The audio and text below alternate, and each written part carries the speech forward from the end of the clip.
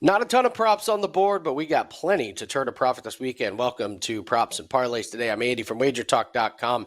Being joined as always by my fellow prop master, Andrew McGinnis from WagerTalk.com. Andrew, we're going to start in the CFL. We both have some props to go over. I'll talk a little bit of soccer. There's a nice parlay piece out there. There's a WNBA prop that I really like, but let's go to CFL. You have a 5% play that is up in the CFL. That goes off tonight. Tell us a little bit about that, but let's start talking about some of these player props. I've got a player prop that I think is sneaking under the radar, and I'm happy to run it by you and see if I did good here. So tell us about the 5% play and what's one of your props you're looking at for this weekend. I love it. Look forward to hearing Andy. Good to be here with you as always. And hey, as we always say, the tickets cash the same. It doesn't matter what sport it is, the prop is in. And CFL props widely available. Let's try and make some money with the CFL. Yeah, 5% play goes tonight. 11-4 run with those 5% big bets. And I got a promo code BIRTHDAY15. BIRTHDAY15 doesn't take $15 off. It gets you the play for $15. So originally 35, birthday 15 will get you that best bet going tonight for just $15. And speaking of tonight's game, let's go with a player prop for a running back here. Let's go with Brady Oliva. On the ground here, over 55.5 rushing yards, Andy. And this, to me, is one of those ones here where you look at it, and just a few weeks ago, when these very teams played, his number was closer to 80. And now we're seeing 55.5. And something what you see all the time in a small league like the CFL with just 9 teams, you see some pretty quick revenge games pop up. You know, only early in this season here in week 5, we're already seeing a revenge opportunity. You see back-to-backs, home and homes. Well, this to me is a scenario now where Brady Oliva has certainly not had the start that he would like to have had. But this Ottawa Red Blacks team, they are dead last in yards per game given up. And to me, right now, with the injury situation with the quarterback, with Zach Collaros being injured, and Chris Streveler now manning the team, I think the run game is going to be crucial, whether it's Chris Streveler himself running the ball or whether it's Brady Oliva getting a ton of touches. And he's been getting a lot more carries over the last few weeks. And I will admit, some of those carries have not led to a lot of yards. But I think that's the reason, Andy, why this player is at 55.5 yards. This is a guy that we're used to seeing being at 69, 79, closer to 80. And now we're getting a lot of value here at 55.5. This to me seems like a game that could be played a lot on the ground. Running game for both teams is going to be super crucial. So one play I do have selected for tonight being over 55.5 for running back Brady Oliva. I like it. My play is a running back as well. And I'm looking at rushing yards for Dedrick Mills at 48.5. And Andrew, I like the under here. Looking at his game log here, he's done fine. 87, 46, 51. But Rutrow pops up on the injury report Thursday. Oblique, limited. I think there's a chance that he may not even play in this game. And if he does play, those obliques, man, those will absolutely slow you down. So if he plays, I think his touches are going to be limited. I don't think he's going to have the explosion. And this is a very, very late. These late, this is any sport, man. Late week injury adds to the injury report are just bad news. So the fact that there's a prop still on the board is kind of surprising. I think they're kind of stuck in no man's land with it. This 48.6 kind of doesn't make a lot of sense, but I will gladly take the under on a guy who may not get a ton of touches, struggling with the oblique injury. So that really, really popped up on my radar here. What's another player prop you're looking here in CFL? Andy, I'm going to look towards the BC Lions game. The BC Lions go head-to-head with the Calgary Stampeders. And I'm going to go ahead and look at they go head-to-head against the Montreal Alouettes. The Hamilton Tiger Cats. BC plays Hamilton. I'm sorry. BC plays Hamilton. And Hamilton's defense has been absolutely abysmal. They're giving up points to everybody. It's almost like Hamilton is a free 30 points, really. I mean, you go on the bingo card and you're going to see Hamilton giving up 30 points to every team that they play against. whether it's 25, whether it's actually 30, 33. They gave up at least 30 points in 3 straight weeks and close to that last week here. We're going to take a look at not my cousin, not my brother, but he should be, Justin McGinnis. Same last name. He is extremely, extremely talented. And one thing about him, you know how during NFL prop it up season, we talk about, do you look at guys for their receptions or do you look at them for their yards? This guy, Andy, is a perfect example of someone you look at for their yards and not their receptions. I had a buddy tail me on the play I had gave out on him 2 weeks ago. And he, of course, one of those guys, right, just texting you like 5 minutes into the game, like, why isn't our guy getting the ball? Why isn't our guy getting the ball? And the thing is about McGinnis is that he only needs like 3 catches to get over some of these great numbers. Now, the CFL doesn't put these numbers out for the last games of the week. Of course, BC plays Hamilton. The one reason you should know this one's going to have, a lot of points and you should be looking at some overs for props. The total's at 54. This is the highest total we've seen so far in the CFL. There are some 53s out there. But McGinnis, again, he's more of a catch 20, 25-yard passes type of guy. And you look at Hamilton, the biggest issue for them has been their secondary. Their short pass coverage has been decent. Their ground game coverage has actually been decent. So I'm interested in looking at Justin McGinnis over. If the CFL offered it, unfortunately, they do not. I would actually look to bet his longest reception over. And speaking of things, Andy, I wish the CFL offered. Man, I'm proud of how we're getting prop bets.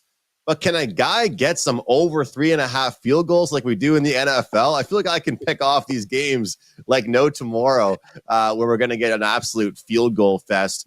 Another good one that we can get in the Hamilton Tiger Cats and BC Lions game, Tim White over 4.5 receptions. I don't think they're going to move him up to 5.5. I would be shocked to see if they do. He hit his over 4.5 at halftime in last week's game. And the first 3 weeks, this guy struggled big time. He signed a big contract in CFL terms, at least. It'd be like a game check for the NBA. But he signed a big contract, and he had a real tough start to his season, dropping passes, not making the plays he's used to. The team was looking for him constantly. And then last week, you could just tell almost, Andy, that they were like, all right, this is the guy we paid. We have to get him the ball. So Tim White, more of a receptions guy. So 2 plays there in the BC and Hamilton game. And something worth mentioning, when you take a look at the Calgary and Montreal game, you look at the rushing yards allowed per game. You've got Calgary pretty much at bottom of the table as far as rushing yards allowed per game. You look at passing yards allowed per game, although Montreal is near the top of the table there, teams are still going to throw the ball against them because they're finding themselves down, right? The number is now plus 10 for the Calgary Stampeders. So I know that the record shows that they're, number one in this category defensively, If we look at the point spread and we see that it's moved back and forth from plus 9, plus 9.5, plus 10. I'm even trying to find some 10.5s out there. I think you could actually make some money this week betting Jake Mayer over on his passing yards. When this Montreal team goes up on Calgary, you can't run the ball all game. If you're down 13 points, you're going to have to throw the ball. So it's kind of like in the NFL when we talk about it. Sometimes these guys that go over their completion prop every week are on the team that lost by 20 points because they couldn't run the ball.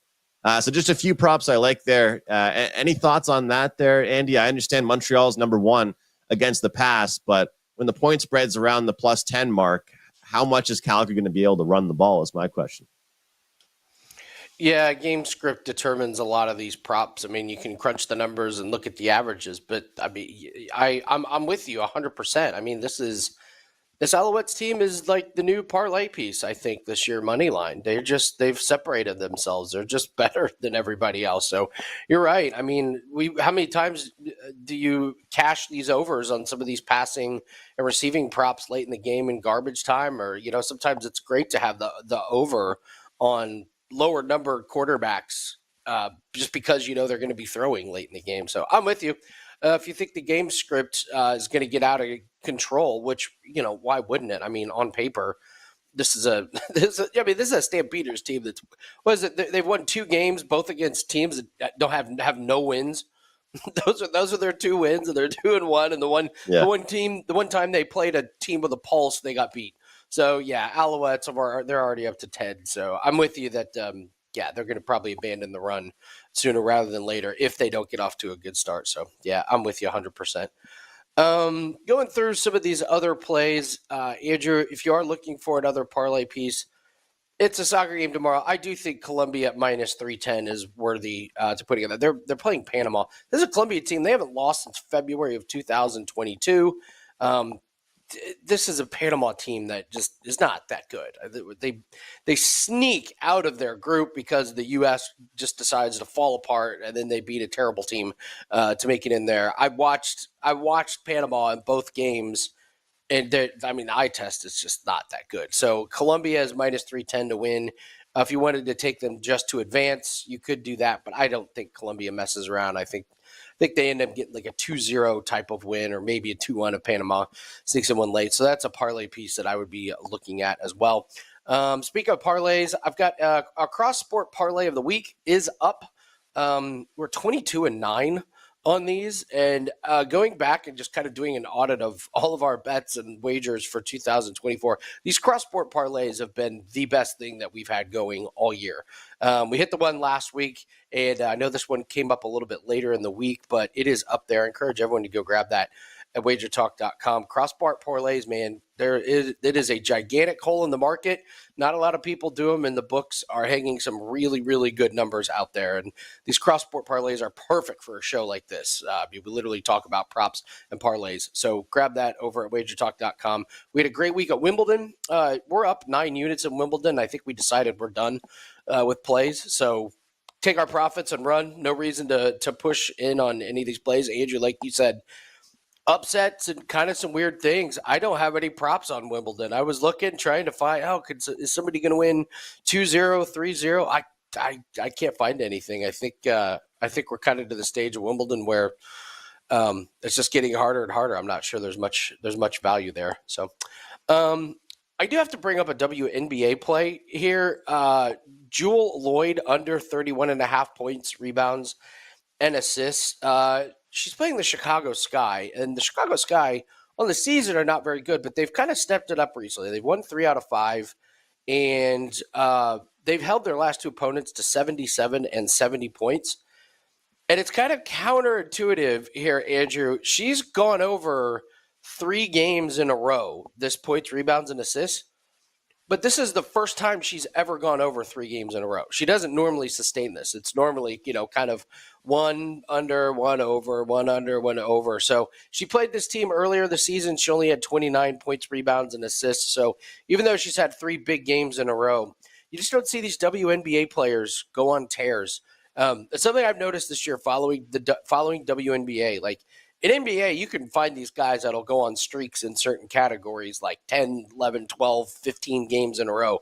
It just doesn't happen in the WNBA. Like, you get a couple wins, and then it's time to jump off that bandwagon. So I like Jewel Lloyd under 31.5 points at rebounds and assists. You got any MLB props for us today, Andrew? We're going to focus just on K-props here. I got a couple to look at. One of them is going to be Griffin Canning. This game starts in the afternoon. I believe it's 3:20 Eastern time. We're going to go under 4.5 strikeouts for Griffin here. And this is one of those ones, Andy, where it kind of reminds me of in the NHL when you're betting like under 3.5 shots on goal for a guy and they constantly land on 3. This is pretty much what this is. This guy lands on 4, man. And I know it doesn't sound like it's a huge difference from the line that we're getting. But one thing I like when you look at Griffin Canning's number here in his stat sheet, he doesn't go more than 6 innings. When you take a look at his starts, really, it's 6, 6, 7, 5, and 6. He's very consistent for when he's leaving the game. And his numbers are very consistent as well. 4, 4, 5, 4, and 3 as far as his strikeout numbers are concerned here. Going up against the Cubs, who have maybe not been consistent as far as their runs. They have one game where they score a bunch of runs, one game where they're a little bit flat. But either way, they're making contact right now. They're hitting the ball. They're not striking out a ton. And you take a look at the list in the league for teams that strike out the most. they're up there for the least strikeouts. They're not really one of those teams that I've been looking at as far as looking at some of these teams to just bet against. Now, here's one to look at, because every single baseball show today that's recorded, and I'm sure it'll be brought up on First Pitch with Dan, is going to be talking about Patrick Corbin. It's Patrick Corbin Day. It's right after July 4th. It's a time to make all your money back. Did you know that since they switched his number to 3.5, he's gone over 3.5 Ks in 4 straight games? This guy, they switched his number from 4.5 to 3.5, and he's like, hey, guys, I'm going to start going over this one. And it goes to show, Andy, just like how we always do in NHL, when they move the number, you got to be careful. It's unbelievable. His number was at 5.5, then 4.5 for such a long time. They juiced the crap out of the number under 4.5.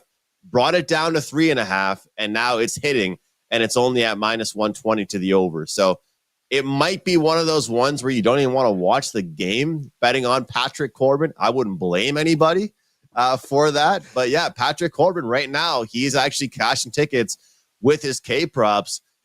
And then I have one last question for people out there. Is the pitching staff for the Dodgers broken? What's going on with this team and their pitching? Every time I check the score app, they're giving up like 10 runs. I don't know what's going on with this Dodgers team, but I know that Glasnow's pitching tonight, and I know that he's gone over his K prop in 12 of his last 14 starts, over 7.5 Ks. This team has been struggling on the mound. They need someone to come in and give them a really good 5 innings at least. Keep them comfortable, take some pressure off this offense. Although it's a great offense, they shouldn't be asked to score 6 or 7 runs a game to win a game. And I tweeted out something trying to stir the pot up a little bit. This Dodgers team has looked a little bit different lately now that they aren't playing the Rockies and White Sox and LA Angels here. I mean, now that they're playing some decent teams, tonight they play the Brew Crew. Got to get it together as far as their pitching. Over 7.5 Ks for Trevor Glasnow, or Tyler Glasnow. I'll take that one for him at a pretty good price. 12 out of his last 14 games, Andy, he's gone over his K prop. We'll take that tonight. Love it, love it. Shout out to everybody in the chat room. If you guys could do us a favor, just take a quick second, hit the like button, leave us a comment. Tell us who you like today. Helps the algorithm out quite a bit. Shout out to John and Mutant and Michael, Marla, Jim, DT plus the points. Brings up the Cubs have the second highest K rate versus right-handed pitchers at over 29%. Great stuff from there. Someone's asking for soccer. I have really treaded lightly on these soccer plays. I've not found much value in them. Normally these tournaments would be like, we would be all about them. I'm just finding that some of the shots props the players have are not great.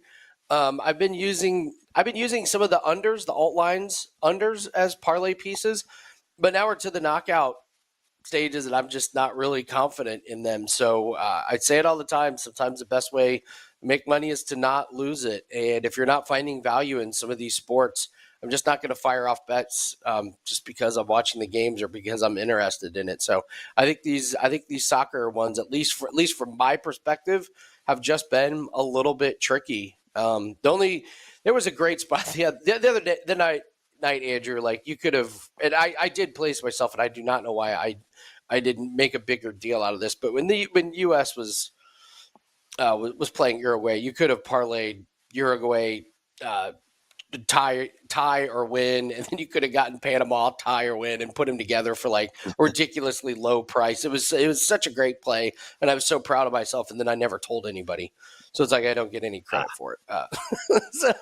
I hear you with those.